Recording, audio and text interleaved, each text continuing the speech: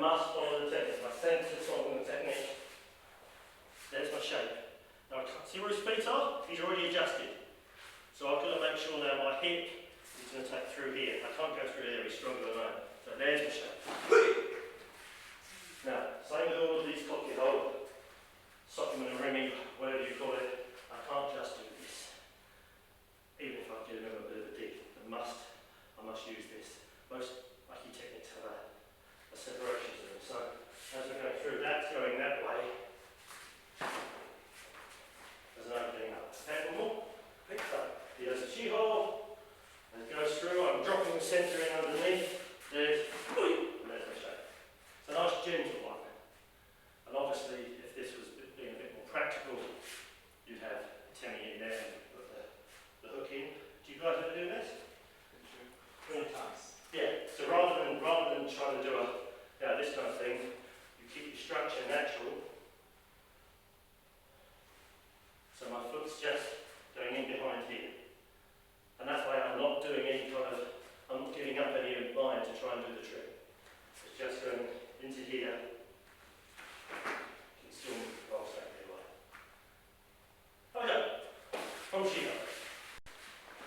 The Shiho goes on. This time we're going to, rather than interrupting it on the turn, it's on, okay? But I can feel that he's extending and it's going to be a big production number rather than just smashing into the floor. So I'm going to turn, I'm going to lead this out, and if I'm lucky, I'll get that shape.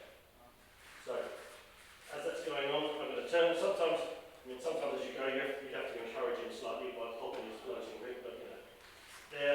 There's the shape. And there's your relief. You don't have to make such a big flowery technique. I mean, once the shoulder do it, oh, that's lovely. Into there, and again, look where I am. I'm in this spot here. So really, anything from here, it's going to collapse. You don't have to make official turns, but the fact that the room is there, it's nice and gradient. So there's the shape. There's that follow. Round. Click, click, click, click, click. Okay, that's nice easy. That's a great thing. By doing this Kaeshi techniques within the same technique, you can see that there's different possible points of weakness. The first one we did was during the turn back to back. This one we've just done now was during the application right at the end. There's a one we can actually preempt. Okay, so just put shit on.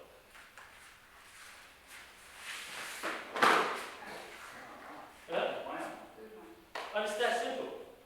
It really is that simple. But it's the other end of the technique. So it's good. As he goes on, there. As that foot leaves the ground, that's my cue. What I don't want to be doing is trying to throw him away that foot's going, because as that foot comes down, he'll land. I'll be trying to lead his technique, and all that happens is that he'll get the technique on better, and I'll be all sorts of trouble. So I'm going to work out where his balance box goes. So he's going to step through there. As he steps through, he's going to go, there's his balance box. So I'm moving through my posture, and I'm just making a step, but I'm letting my entire structure sink down. Is that the same thing you kind of do with the Joe when you... Yes. Yeah, okay. Yes, it's very similar, very similar. In fact, what you would do with the Joe would be from the hips as well. Which I can't, if he starts to do this, and I start going, he's going to feel it. I've got to blend with what's going on here. He's putting it on my arm in trouble now as he comes through. That's what I'm going to be trying to do. I'm going to be trying to lead him through that shape so his structure collapses. Sure, that's nice.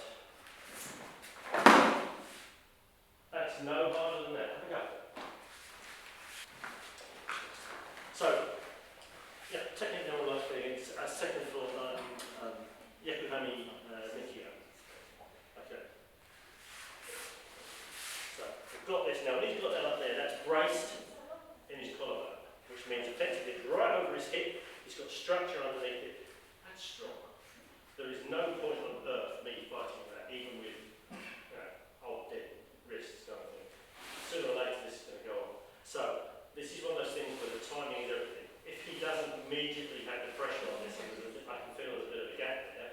What I'm going to do is I've got to put my sensitive towards it. I've got to give him the impression that I'm going to go to the floor.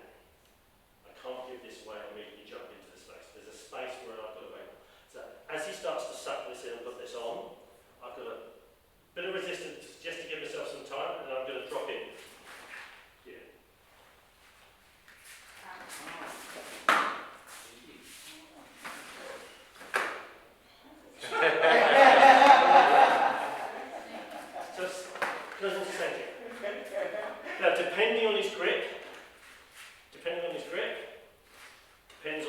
how pure the Senkyo is going to be. That's the best Nikyo.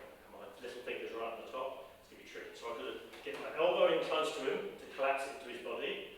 As this comes in, I've got to get the inside of that big toe. So in the old days, sometimes they give a dig, but you don't want to make it just crunch you. So you could give the appearance you're collapsing and then down. See how far I am right away?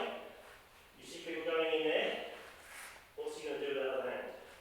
Yeah, so there. I'm right at his balance point. So even if I get attacked, now I can stand up and my inside leg makes tenkan. And there's my shape. The whole time I've gone from being out of structure, I found a hole, my movement takes me back into structure, takes him out of structure, and we're swapping around. Alright, so one more. Off to the side, wallop. There's the Nikyo. These are getting better and better, these Nikyos. he's without meaning to, he's making sure it's harder for me to get to that space. Look at that back leg is now. He's cutting that Vulcan shape straight through me now. That's superb. So I've got to really close this elbow in. I've got to make sure he doesn't pin that to his chest. Make sure my sense is facing it. Down. Now I can come up. He's still got the grip on. I can use that grip back kick. And there's the shape. And whatever you want to do. Have a go. Gently. Be nice to each other.